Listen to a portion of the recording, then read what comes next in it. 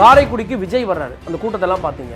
அப்போ இந்த மாவட்டம் ஃபுல்லாக இப்போ சீமானுக்கோ விஜய்க்கோ இந்த ஓட்டெல்லாம் மாறிடாதா? பாட்டாளி மக்கள் கட்சி அப்பாவுக்கும் மகனுக்கும் பிரச்சனை. அப்பாவுக்கு வெயிட்டு ஜாஸ்தியா, பிள்ளைக்கு வெயிட்டு ஜாஸ்தியாக. பாஜகவோட திமுக கூட்டணி வைக்கலையா? எஸ்எஸ் நியூஸ் நேயர்களுக்கு வணக்கம். அரசியல் களம் சூடு பறந்து கொண்டிருக்கக்கூடிய சூழலில் முக்கிய தொகுதிகளுடைய நிலவரம் என்னவா இருக்குது அப்படின்னு அங்கு போட்டியிடக்கூடிய வேட்பாளர்களுடைய கருத்துக்கள் நம்ம பெற்று வருகிறோம். அந்த வகையில் சிவகங்கை மாவட்டம் திருப்பத்தூரில் இருக்கோம். திருப்பத்தூர் தொகுதி நட்சத்திர அந்தஸ்து பெற்ற ஒரு தொகுதியாக மாறி இருக்கு. காரணம் என்னென்னா, அங்கு போட்டியிடக்கூடிய கூட்டுறவுத்துறை அமைச்சர் திரு கே.ஆர். பெரியகருப்பன் அவர்களுடைய வெற்றி வாய்ப்பு எப்படி இருக்குது, தொகுதி நிலவரம் எப்படி இருக்குது, குற்றச்சாட்டுகளுக்கு பதில் என்ன அப்படின்ற பல விவகாரங்களை கேட்டு பெற இருக்கிறோம். நம்மோடு அமைச்சர் திரு பெரியகருப்பன் அவர்கள் இணைந்திருக்கிறார். சார் வணக்கம். வணக்கங்க. வணக்கம். திருப்பத்தூர் தொகுதியை பொறுத்த வரைக்கும் 4 முறை எம்எல்ஏ எல்லாம் ஹாட்ரிக்னு வாங்க, தாண்டி 4 முறை, இப்போ 5வது முறையும் தேர்தலை சந்திக்கிறீங்க. தேர்தல் களம் முதல்ல எப்படி இருக்குது? தேர்தல் களம் நீங்கள் சொன்ன மாதிரி சூடாக இருக்குது. ஏன்னா சம்மர் சீசனில் தானே தேர்தல் வருது. அதனால் தேர்தல் சூடாக தான் இருக்கு. முடிவுகள் நன்றாக இருக்கு. அப்போ களம் அப்படின்றதே போட்டி இருக்கா, கடும் போட்டியா, இழுபறியா, அமைச்சர் எப்படி களத்தில் பார்க்குறீங்க? அதெல்லாம் நீங்கள் தான் முடிவு பண்ணணும். எங்களை பொறுத்தவரையில் வழக்கமாக ஏற்கனவே நீங்கள் குறிப்பிட்டு சொன்ன மாதிரி நான் களத்தில் நிற்கின்ற 5வது தேர்தல். அதே நேரத்தில் நான் பல தேர்தலில் பல வேட்பாளர்களுக்கும் பணியாற்றி இருக்கிறேன் தேர்தல் களத்தில். அந்த வகையில் நாங்கள் வழக்கமாக எப்பொழுதும் செய்யக்கூடிய ஒரு வேட்பாளர் அறிவிக்கிறாங்க அப்படின்னாக்க அடுத்தடுத்த கட்டங்களில் என்னென்ன பணிகள் எங்களுடைய பணிகள் இருக்குமோ அதை செஞ்சுட்டு தான் போகிறோம். நான் வேட்பாளர் அறிவித்த உடனே முக்கிய பிரமுகர்களை பார்க்குறது, அதை தொடர்ந்து மாவட்ட அளவில், ஏன்னா இப்போ எங்களுடைய கூட்டணி உங்களுக்கு தெரியும், ஏறத்தாழ 24 அரசியல் கட்சிகள் ஒன்று சேர்ந்து பல்வேறு அமைப்புகள் ஆதரவு தருகின்ற ஒரு மகத்தான வலுவான கூட்டணியாக மாண்புமிகு முதலமைச்சர் அவர்கள் இந்த மதசார்பற்ற முற்போக்கு கூட்டணியை உருவாக்கி இருக்கிறார். ஆகவே எங்களுக்குள்ள எல்லாம் ஒரு கூட்டு முயற்சியில் இந்த தேர்தலை நாங்கள் சந்திக்கணும். அப்போ எங்களுக்குள்ள ஒரு ஒற்றுமை, ஒரு புரிதல் வரணும்.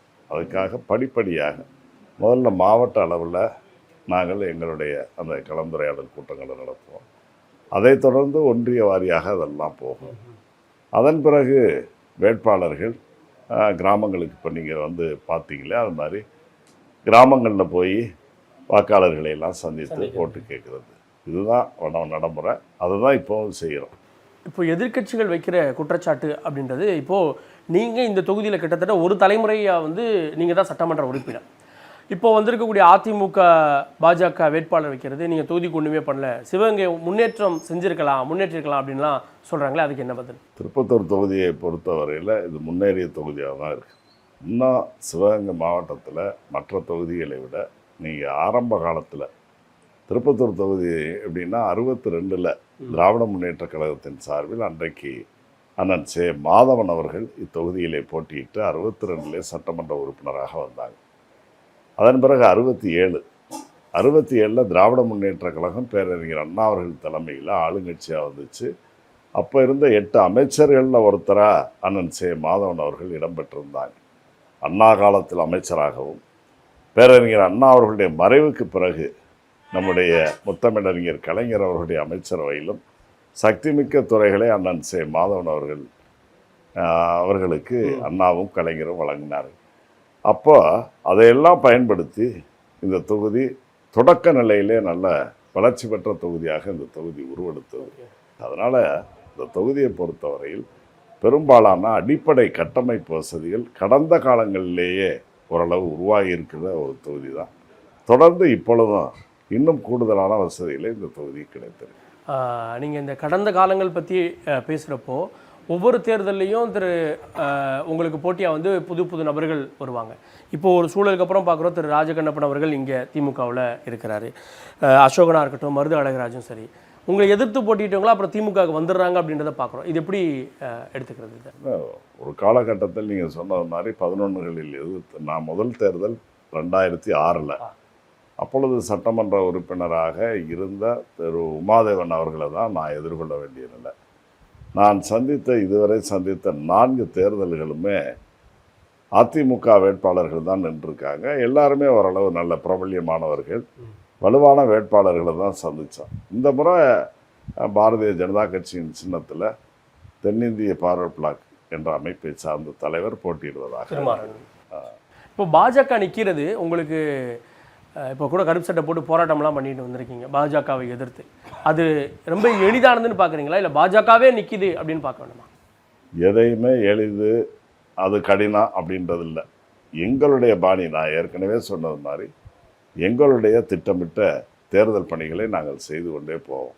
அதனால் எதிரி வலுவாக இருந்தாலும் அல்லது வலுவற்றவர்களாக பலவீனமானவர்களாக இருந்தாலும் அதை பற்றி நம்ம கவலை, நாம் செய்கிற வேலையை நம்ம செய்யணும். மதுரை, திருச்சி போன்ற நகரங்கள் மாதிரி சிவகங்கை வந்து ஒரு வளர்ச்சி அப்படின்னா அது அதற்கான ப்ராசஸில் இருக்கா? அது எப்போ அது சாத்தியம்?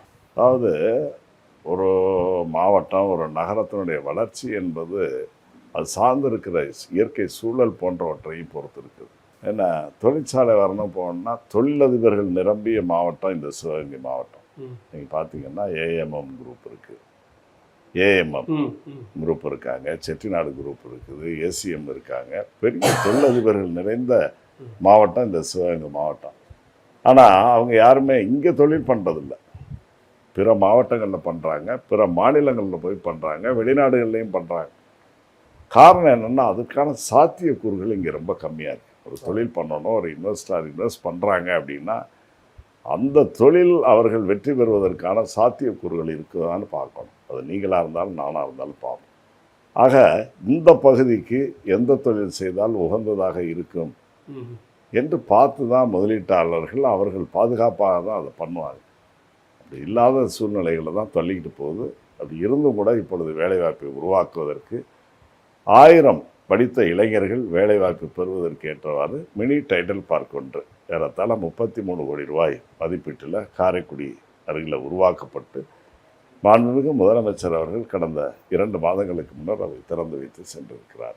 படிப்படியாக இனி எதிர்காலத்தில் அந்த தொடக்கம் நல்லா இருந்துச்சுன்னா இன்னும் தொழில் முனைவோர்கள் வருவாங்க, அப்போ நல்ல வளர்ச்சி. இப்போது தொகுதியை தாண்டி இபிஎஸ் அவர்கள் வைக்கிற குற்றச்சாட்டு அப்படின்றது தமிழ்நாடு முழுவதுமே திமுகவுக்கு எதிரான அலை வீசுது, நான் போராட்டத்தில் எவ்வளோ கூட்டம் வருது பாருங்கள் அப்படின்றாரு. அதுக்கு என்ன பதில்? அவருக்கான சாதகமான இதுகளை தான் அவர் சொல்லுவார்.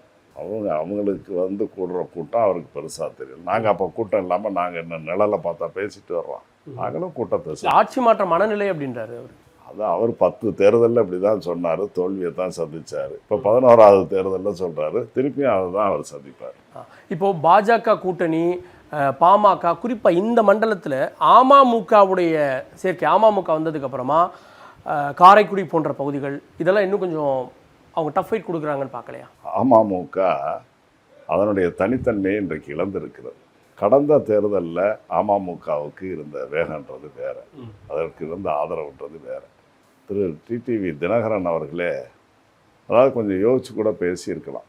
எப்படி இருந்தாலும் பாஜக நம்மளை மிரட்டி உருட்டி எல்லாத்தையும் ஒன்று சேர்க்கறதுக்கு பண்ணுவாங்க, அதனால் கொஞ்சம் வாயை கொஞ்சம் அடக்கி வாசிக்கலான்னு வாசிச்சிருக்கலாம்.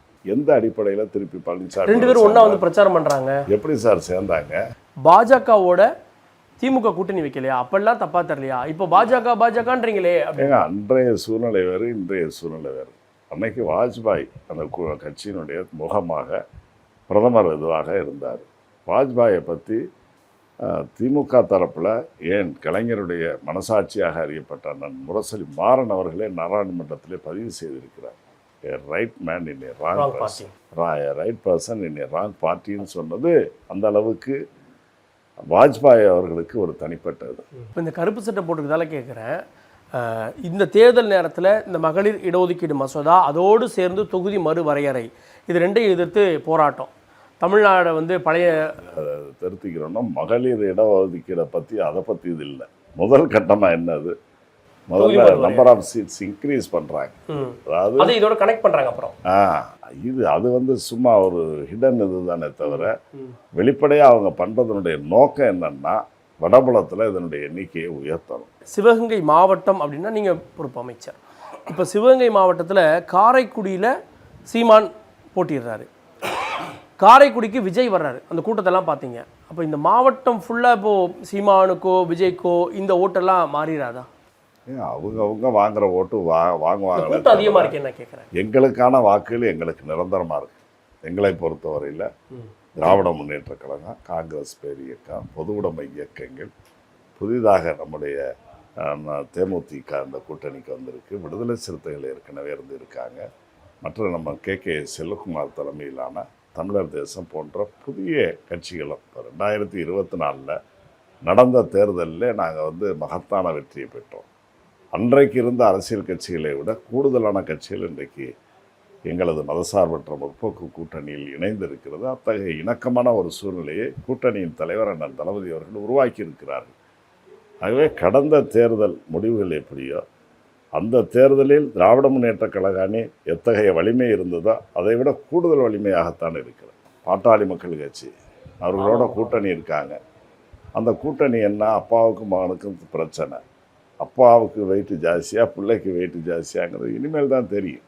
ஒரு குடும்பத்துக்குள்ளே ஒற்றுமையாக இருந்து இயங்க முடியாதவர்கள் ஒரு கூட்டணியில் அதெல்லாம் எப்படி எந்த வகையில் மக்கள் அவர்களை மதிப்பார்கள்? இத்தனை கட்சி வந்திருக்கு, அதிமுக வந்திருக்கு, பாஜக வந்திருக்கு, பாமக வந்திருக்கு. மக்கள் என்ன பார்வை பார்த்தாங்கன்றது தான் நாடாளுமன்ற தேர்தலில் தெரிவிச்சு, அதுக்கு முன்னால் நடந்த சட்டமன்ற தேர்தல் 21 தெரிவிச்சு, 19 நடந்த நாடாளுமன்றத்தில் மக்கள் என்ன பார்வை பார்த்தாங்கன்ற அளவீடு உங்களுக்கு தெரியும்.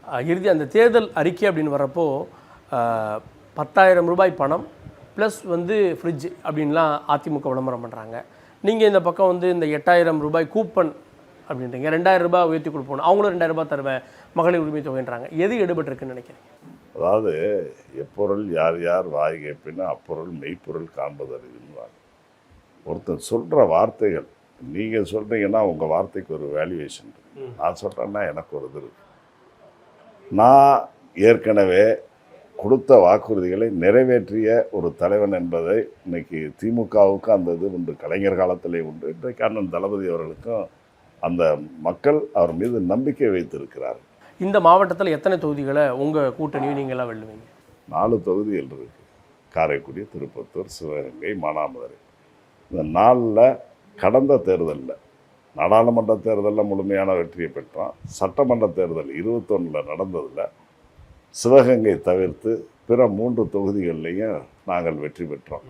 ஆக 75% இருந்த வெற்றி வாய்ப்பு நீ 100% நிச்சயமாக வரும். நன்றி அமைச்சர். நிறைய கேள்விகளுக்கு எங்களோடு இணைந்து விடை கொடுத்தீங்க. இணைந்ததுக்கு நன்றி.